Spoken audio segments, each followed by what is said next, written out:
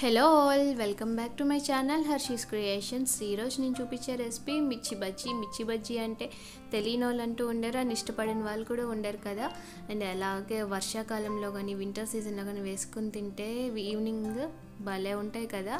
చూస్తుంటేనే నోరుతుంది. అయితే ఇంకెందుకు ఆలస్యం, ప్రాసెస్లోకి వెళ్ళిపోతాం. ఫస్ట్ ఇలాగా పచ్చిమిర్చి మీకు ఎన్ని కావాలో అన్ని బజ్జీ మిర్చీలు తీసేసుకుని శుభ్రంగా వాష్ చేసేసుకొని ఇట్లాగా అన్నిటికీ ఇలా ఘాట్లు పెట్టుకుని పైన హెడ్ దగ్గర మనకి సీడ్స్ ఎక్కువ ఉంటాయి కదా పచ్చిమిర్చివి, సో అవి కారంగా ఉంటాయి కాబట్టి కొన్ని తీసేసుకుంటే బెటరు. అలాగా మీకు ఎలా కన్వీనియంట్ అయితే అట్లాగా చాక్తో అయినా ఫింగర్స్తో అయినా యూస్ చేసి తీసేసుకుని ఇలాగే అన్నీ తీసేసుకుని చూపిస్తున్న విధంగా అన్నీ అట్లా కట్ తీసేసుకుని మీకు ఇంకా స్పైసీగా కావాలనుకుంటే గింజలు తీసుకునే అవసరం ఏముండదు, అట్లా అయినా వేసేసుకోవచ్చు, పర్వాలేదు. కారం వద్దు అనుకునే వాళ్ళు అలా గింజలు తీసేసేయండి. తీసేసి అన్నీ ఇట్లానే తీసేసి పక్కన పెట్టుకోండి రెడీ చేసేసుకుని.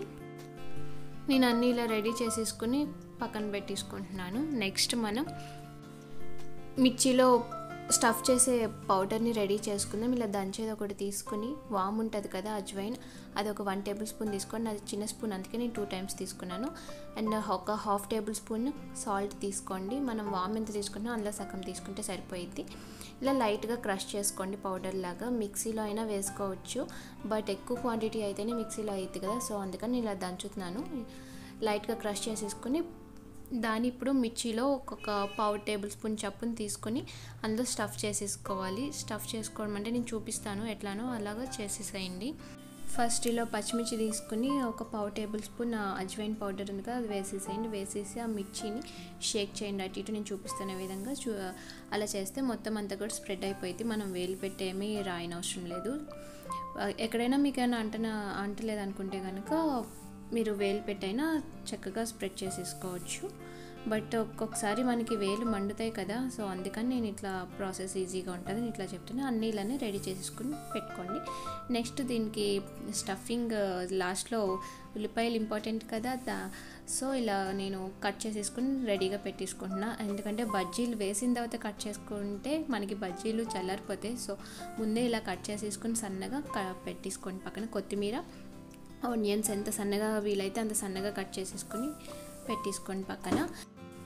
నెక్స్ట్ ఒక బౌల్ తీసుకుని ఒక 1 కప్ వరకు వేసాను నేనైతే శనగపిండి అనేది మీరు తీసుకునే బజ్జీలను బట్టి ఉంటుంది. నేనైతే ఎక్కువ బజ్జీలు తీసుకున్నాను, అందుకే ఫుల్గా 1 కప్పు తీసుకున్నాను. తీసేసుకుని ఒక సరిపడా సాల్ట్ వేసేసుకుని ఒక 1/2 టేబుల్ స్పూన్ కారం, 1/2 టేబుల్ స్పూన్ పసుపు అనేది కొంచెం కలర్ కోసం వేసేది. కారం కూడా పచ్చిమిర్చి పెద్ద ఏం కారం ఉండవు కాబట్టి కొంచెం కారం కూడా వేసుకుంటే బాగుంటుంది టేస్ట్. అండ్ ఒక 1 టేబుల్ స్పూన్ వరకు వామ్ వేసేసేయండి. చేత్తో ఇలా నలుపుకుని వేసుకుంటే బాగుంటుంది. వేసేసి ఒకసారి బాగా మిక్స్ చేసేసుకోండి. చేత్తో అయినా చేసేసుకోవచ్చు, పర్వాలేదు. బాగా ఒకసారి మిక్స్ చేసేసుకొని బాగా మరిగే ఆయిల్ ఉంటుంది కదా, అది ఒక 2 టేబుల్ స్పూన్ వరకు వేసుకోండి. అలా వేస్తే చూసారా నురుగులు వచ్చింది బాగా, అలా రావాలి మనకి. ఇలా వేస్తే ఏంటంటే బజ్జీ అనేది క్రిస్పీగా ఫ్లఫీగా ఉంటుంది, బాగుంటుంది. ఒకసారి ఇలా ట్రై చేయండి, బాగుంటుంది తప్పకుండా, మీ అందరికీ కూడా నచ్చింది. బాగా చేత్తో ఒకసారి బాగా మిక్స్ చేసేసుకోండి. ఆయిల్ వేసిన తర్వాత అంతా పట్టేటట్టుగా బాగా కలిపేసుకున్న తర్వాత కొంచెం వాటర్ పోసుకుంటా బాగా మిక్స్ చేసుకోండి. ఒకేసారి వాటర్ ఎక్కువ పోసారంటే పిండి అనేది బాగా పలుసుగా అయిపోయింది. బాగా పలుసుగా అయిపోతే బజ్జీలకి పట్టదు ఆ పిండి అనేది, సో అందుకని చూసుకుంటా కొంచెం వాటర్ పోసుకుంటా బాగా మిక్స్ చేసుకోండి.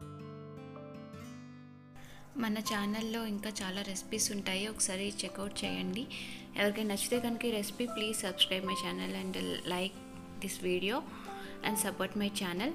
కన్సిస్టెన్సీ చూసారు కదా, ఇట్లా ఉండాలి మనకి, థిక్గానే ఉండాలి, పల్సగా ఉండకూడదు. పల్సగా ఉంటే మటుకు మిర్చికి పట్టదు, సో కన్సిస్టెన్సీ ఇట్లానే ఉండాలి. అండ్ నెక్స్ట్ కుకింగ్ సోడా ఉంటుంది కదా, వంట సోడా అంటారు కదా, అది ఒక 1/4 టేబుల్ వేసుకోండి. కుకింగ్ సోడా అనేది మనం బజ్జీలు ఎప్పుడైతే వేస్తామో అప్పుడే వేసుకుని కలుపుకోండి. బాగా ముందే వేసేసేయద్దు. కావాలంటే పిండి ముందు కలిపేసుకుని పక్కన పెట్టుకుని బజ్జీలు వేసుకునేటప్పుడు కుకింగ్ సోడా వేసుకున్నా మనకు సరిపోయిద్ది. లేదంటే చాలాసేపు ముందే కలిపేసుకుని ఉంచుకుంటే అంత బాగా పొంగవు. సో బాగా అది కూడా వేసేసుకుని బాగా మిక్స్ చేసేసుకుని పక్కన పెట్టేసుకుని ఇప్పుడు బాండ్లీ పెట్టేసుకుని సరిపడా ఆయిల్ పోసేసుకొని మనకి ఆయిల్ అనేది బాగా హీట్ అవ్వద్దు, మీడియం హీట్ ఉంటే చాలు. బాగా వేడి ఉంటే ఏంటంటే బజ్జీ వేయంగానే పైన కలర్ వచ్చేస్తుంది కానీ లోపల మాత్రం పచ్చి పచ్చిగానే ఉంటుంది అండ్ క్రిస్పీగా కూడా ఉండవు అలా వేస్తే కనుక. నెక్స్ట్ బజ్జీ తీసుకుని ఒక్కొక్కటి ఇలా వేసేసుకుని వేయంగానే మనం ఫస్ట్ ఆయిల్ ఉంటుంది కదా, స్పూన్తో ఆయిల్ని దాని మీద నేను ఎలా వేస్తున్నానో అట్లా వేసేసేయండి. అప్పుడు మనకి చక్కగా రౌండ్గా మొత్తం పట్టిద్ది పిండి అనేది. కొన్ని మీరు చూసే ఉంటారు, ఐడియా ఉండే ఉంటుంది, అవి మనం వేయంగానే ఇలాగా ఆయిల్ వేయకపోతే చీలిపోయినట్టు ఉంటుంది పిండి అనేది, విరిగిపోయినట్టు చీలిపోయి వచ్చి పచ్చిమిర్చి అనేది బయటకు వచ్చేస్తుంది. సో అట్లా కాకుండా ఇట్లా వేసుకుంటే లుక్ వైజ్ బాగుంటుంది, తినడానికి కూడా బాగుంటాయి. వేయంగానే స్పూన్తో ఇలా మీదకి ఆయిల్ అనేది వేసుకుని స్పూన్తో ఇలా తిప్పుకుంటూ ఉండండి. మీడియం హీట్లోనే పెట్టుకుని హైలో మాత్రం పెట్టద్దు. ఫ్లేమ్ మీడియంలోనే పెట్టుకుని మంచిగా గోల్డెన్ బ్రౌన్ కలర్ వచ్చేంత వరకు వేయించుకోండి. ఇలా వేగిన తర్వాత తీసేసుకోండి. మనం కుకింగ్ సోడా వేస్తాం కాబట్టి కొంచెం ఇలాగా పొంగినట్టు వచ్చి బాగుంటాయి. కుకింగ్ సోడా వేయకపోతే మాత్రం ఇంత బాగా ఫ్లఫీగా రావు, మనకి పొంగినట్టు రావు. సో ఇప్పుడు ఎలా వేస్తున్నానో చూడండి. అలా దానిలో పెట్టుకుని మొత్తం ముంచేసుకుని బజ్జీని ఒక్కొక్కటి తీసుకుని వేసేసేయండి నూనెలో. ఈ ఫ్లేమ్ అనేది మీడియం ఫ్లేమ్లోనే పెట్టుకోండి. ఆయిల్ అనేది బాగా మసిలిపోయిన తర్వాత వేయొద్దు. వేస్తే మాత్రం కలర్ వెంటనే చేంజ్ అయిపోతాయి కానీ వేగవు లోపల, అలా బాగోదు కూడా టేస్ట్ అనేది. ఇట్లాగా వేసుకోండి. పర్ఫెక్ట్గా కుదిరితే అందరికీ కూడా నచ్చుతాయి, చాలా బాగుంటుంది. ఇలా అన్నీ మీకు ఎన్ని కావాలో అన్నీ చేసేసుకుని ఒక ప్లేట్లో తీసేసుకుని వేడివేడిగా ఉన్నప్పుడు ఇలా కట్ చేసేసుకోండి.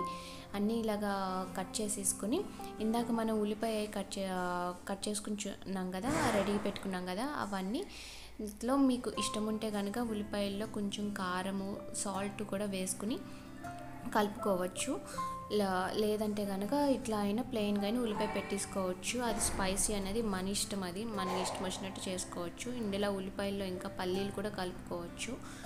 నేనైతే జస్ట్ ఆనియన్ అండ్ కొత్తిమీర ఈ రెండు పెట్టి స్టఫ్ చేసేస్తున్నాను సింపుల్గా. అన్నీ ఇలానే స్టఫ్ చేసేసుకుని పెట్టేసుకోండి. వేడివేడిగా ఉన్నప్పుడే తినేసేయండి, చాలా బాగుంటాయి. నేను చూపించిన విధంగా చేయండి. బయట కంటే కూడా బాగా కుదురుతాయి అండ్ లుక్ వైజ్ కూడా చాలా బాగుంటాయి బయటతో పోలిస్తే.